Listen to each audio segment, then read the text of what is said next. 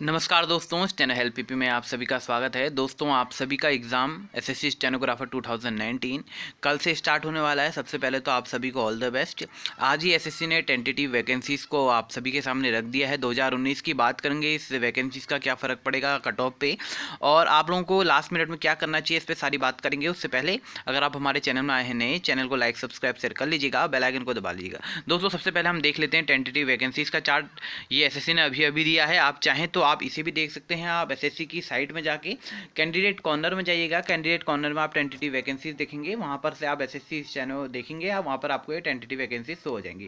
देखिए, सबसे पहले मैं इसकी बात करता हूँ तो आपको ये देखने को जो मिलेंगी इस वैकेंसीज के रिगार्डिंग, आप ये देख सकते हैं टेंटेटिव वैकेंसीज। यहाँ पर देखिए tentative vacancies stenographer grade C and D 2019 के लिए यहाँ पर दी हुई है। इसमें कुछ अपनी साइड फोटो को थोड़ा सा छोटा कर देता हूँ, ये लीजिए।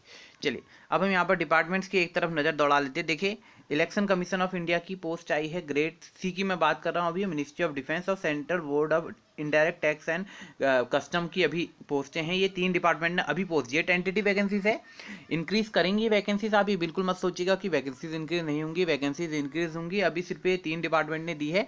तो यहाँ पर देख सकते हैं, तो टोटल आप मिला के ग्रेड सी में 15 वैकेंसीज है करंटली। तो आज की डेट में अगर मैं बात करता हूँ तो 15 वैकेंसीज एसएससी के पास गई हैं। फर्दर अभी अपडेट होंगी, क्योंकि अपडेट होती हैं हर ईयर, इस ईयर कोई नई बात नहीं है, हर ईयर अपडेट होंगी। तो आप मान के चल सकते हैं कि अभी आगे और ये अपडेट होंगी। अभी की डेट में है 15 वैकेंसीज। यूआर के लिए हैं आपके पास 9 वैकेंसीज, ईडब्ल्यूएस के लिए 2 वैकेंसीज हैं, ओबीसी के लिए 2 vacancies and ST and ST के लिए एक एक वैकेंसीज ग्रेड सी में अभी मौजूद हैं। ठीक है, तो आप इसको ध्यान रखिएगा। ग्रेड सी में भी 2 हैं, एक 4600 ग्रेड पे, एक 4200 ग्रेड पे। तो जो 4600 ग्रेड पे की है, आपने देखा है यहाँ पे 4600 ग्रेड पे वाली आपकी 2 डिपार्टमेंट्स अभी दे रहे हैं, आपके election commission of India and ministry of defence. देखिए, अभी तक यहाँ पर मिनिस्ट्री ऑफ एक्सटर्नल अफेयर्स ने नहीं दी है, जो हर बार देता है मिनिस्ट्री ऑफ एक्सटर्नल अफेयर्स की ना अभी ग्रेड डी में आई है। अभी देखेंगे ग्रेड डी में मिनिस्ट्री ऑफ एक्सटर्नल अफेयर ने दी है या नहीं है। तो अभी फर्दर सी बात है कि अच्छी बात है ये है कि अभी वैकेंसीज इंक्रीज होने के चांसेस रहते हैं। देखिए, यहाँ नीचे अगर बात करूँ ग्रेड डी में, तो आपकी जो ग्रेड डी की वैकेंसीज आप देखेंगे, यहाँ पर ग्रेड डी में भी आप देख सकते हैं ministry of commerce and industry, national technical research organisation, ministry of coal, election commission, electronics information controller, textile, NIA, BRO, revenue, and आप देख सकते हैं यहाँ पर science and technology, directorate information, राज्य भाषा विभाग, statics information, coast guard, SPN and forest. तो ये सारे डिपार्टमेंट है। ओवरऑल टोटल में आके अगर मैं बात करता हूँ तो ये है आपकी 442 वैकेंसीज आपकी हैं ग्रेड डी में।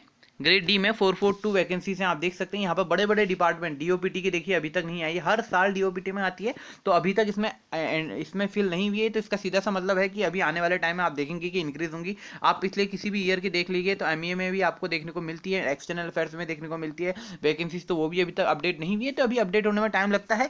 तो ये अभी अपडेट होंगी वैकेंसीज। आप बिल्कुल मत घबराइएगा कि इन वैकेंसी से जो कट ऑफ है वो ज़्यादा जाएगी। देखिए, कट ऑफ ज़्यादा जाएगी, ये तो नॉर्मल सी बात है कि हर ईयर से कट ऑफ आगे जाती है। इस ईयर भी कट ऑफ, जैसे मैंने प्रिडिक्शन किया था कि यूआर के लिए 143 जाएगी, बिल्कुल एग्जैक्ट 143 गई। तो सेम अभी आगे हम इसमें एनालिसिस करते रहेंगे कि कितनी जाएगी। बट ये आप मान के चलिए कि अगर आप 155 प्लस मार्क्स लेके आते हैं तो आप सिक्योर हैं। 155 प्लस की आप मान के चलिएगा।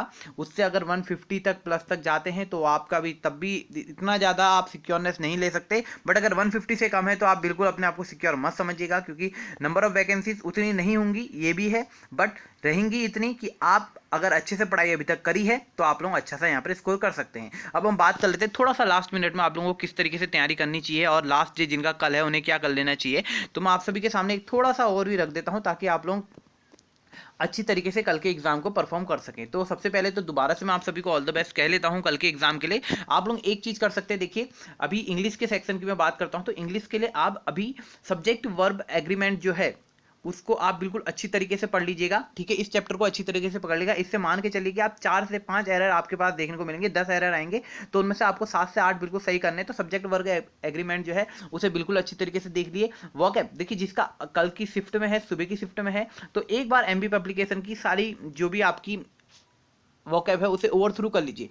आपने वो पढ़ा होगा, डेफिनेटली पढ़ा होगा, अभी तक आपने अच्छे से तैयारी की होगी, तो आप अभी अच्छे से इसको एक बार पहले से रिवाइज कर लीजिए। क्योंकि देखिए इसको रिवाइज करना इसलिए जरूरी है क्योंकि SSC most of time repeated vocab पूछता है, इस कारण इसे आप क्या करिए, इसको आप रिवाइज करिए तो आपको डेफिनेटली इससे फायदा मिलने वाला है। आप वोकैब के लिए एमबी पब्लिकेशन की पुरानी करिए, सब्जेक्ट वर्क एग्रीमेंट को जरूर पढ़ लीजिएगा, और का टाइम है तो पढ़ लीजिए, मगर सब्जेक्ट वर्क एग्रीमेंट को जरूर पढ़ लीजिएगा। ठीक है, ये हो गया। इसके बाद हम देखते हैं, एक चीज को ध्यान रखिए, जो फिलर्स हैं या जो आप कहते हैं क्लोज टेक्स्ट जिसे कहते हैं, उनमें आप अच्छे से सेंटेंस को पढ़िएगा, जो आपका पैसेज है उसकी टोन को समझने की कोशिश करिएगा, कोई जल्दबाजी मत करिएगा, पैसेज की टोन अच्छे से समझिएगा। तीसरी चीज है जो आपकी सेंटेंस इंप्रूवमेंट है, सेंटेंस इंप्रूवमेंट में इस चीज का ध्यान रखिएगा कि पैसेज जो कहना चाहता है आप वहीं जा रहे हैं या नहीं जा रहे हैं। बिल्कुल आप जो हमारी जो डेली की स्पोकन लैंग्वेज इंग्लिश है उसकी तरफ मत भागेगा, ग्रामर बेस्ड इंग्लिश की तरफ भागेगा कि कहाँ पर वर्ब की थर्ड फॉर्म यूज होगी, कहाँ पर वर्ब की सेकंड फॉर्म यूज होगी, सेल होगा, विल होगा, इस चीज़ का ध्यान रखिएगा। इस तरफ मत भागेगा क्योंकि ये सेंटेंस इंप्रूवमेंट है। सेंटेंस इंप्रूवमेंट का मतलब क्या है, सबसे इंप्रूवमेंट, सबसे इंप्रूव जो चीज़ है उसको आपको करना है, जो सबसे सही है उसको करने के लिए आपको ग्रामर के रूल्स अच्छी तरीके से होने चाहिए। तो एक बार अच्छे से रिवाइज कर सकते हैं उन रूल्स को भी, बट मोस्ट जैसे मैंने कहा सब्जेक्ट वर्क एग्रीमेंट में ध्यान रखिएगा। और जो पेयर्स हैं जैसे स्क्रेसली के साथ क्या आता है, आपका नो सूनर के साथ क्या आता है, इस चीज़ को एक बार रिवाइज कर लीजिए कि नाइदर और नॉर होगा तो क्या आएगा, सिंगुलर आएगा, प्लुरल आएगा, इस चीज़ को ध्यान रखिएगा। इस चीज़ को अच्छी तरीके से रिवाइज करके चले जाइए सुबह वाली शिफ्ट वाले। एंड फर्दर अगर मैं बात करूँ वॉकअप की बात कर लिए, इडियम्स एंड फ्रेजेस आप अच्छी तरीके से देख लीजिएगा जो भी आए हैं प्रीवियस ईयर के। और रही बात जीएस की, देखिए एक चीज़ ध्यान रखिएगा कि आप करंट अफेयर इस चीज़ को ध्यान रखिए क्योंकि इस चैनल का जो एग्जाम है जो पोस्टपोन्ड है, क्योंकि अभी हम देख रहे हैं रिसेंटली कि जो भी एग्जाम पोस्टपोन्ड हुए हैं उनमें जो करंट अफेयर आई है वो आपकी पिछले ईयर की 2019 की आई है। चाहे मैं सीपीओ की बात करूं, चाहे जेई की बात करूं, चाहे मैं आपकी जो इससे पहले वाला एग्जाम हुआ है एसएससी का सिलेक्शन पोस्ट का उसकी बात करूँ, तो उनमें जो जीएस करंट अफेयर है वो जनवरी लास्ट दिसंबर एंड नवंबर लास्ट दिसंबर 2019 की, तो उससे भी आई है। तो आप लोग एक बार प्लीज़ गो थ्रू कर लीजिए यूट्यूब में जाके, बहुत सारी वीडियोस आपको अवेलेबल मिल जाएंगी 2019 का, एक फास्ट रिपैक ले लीजिए सब चीज़ों का कि 2019 में इंपॉर्टेंट क्या रहा उन्हें भी देख लीजिएगा। और मोस्ट प्रोबेबली जो है चांसेस हैं कि इस ईयर की आएंगी, तो इस ईयर की देख लीजिएगा कि क्या क्या इंपॉर्टेंट है। मैंने कम्युनिटी पोस्ट में भी लगातार नई नई अपडेट्स आपको दिए, तो उसे भी आप जाके देख सकते हैं, काफ़ी आपके लिए बेनिफिशियल हो रहेंगे। ठीक है, करंट अफेयर की बात कर रहा हूँ। जीएस के लिए आप नॉर्मली जितना आपने पढ़ा हुआ है आप सफिशिएंट है, कल के एग्जाम है तो आप अच्छी तरीके से करेगा। और रही बात रीजनिंग की, रीजनिंग में तो आपको मैं सजेशन ये दूंगा कि बिल्कुल हड़बड़ तड़बड़ मत कीजिएगा, क्वेश्चनों को अच्छे से सॉल्व कीजिएगा और एक क्वेश्चन पे ज़्यादा टाइम मत लगाइएगा। मोस्ट ऑफ द स्टूडेंट कहते हैं कि मैंने अभी अटैम्प्ट नहीं करा है, कंप्लीटली मैं अटैम्प्ट नहीं कर पाया हूँ, तो इस चीज़ को ध्यान रखिएगा। कंप्लीट अटैम्प्ट करने से आपका जो सोल्यूशन है वो तभी, जो आपका पूरा एग्जाम है वो तभी कंप्लीट होगा जब आप टाइम एनालिसिस, टाइम मैनेजमेंट के साथ काम कर पाएंगे। तो रीजनिंग को आपको कितना टाइम देना है, आपने मॉक दिए होंगे उसमें आप समझ गए होंगे, आपकी इंग्लिश में कितना टाइम लग रहा है आप समझ गए होंगे, जीएस में कितना टाइम लग रहा होगा आप समझ गए होंगे। तो आपने मॉक दिया होगा, बहुत अच्छी बात है।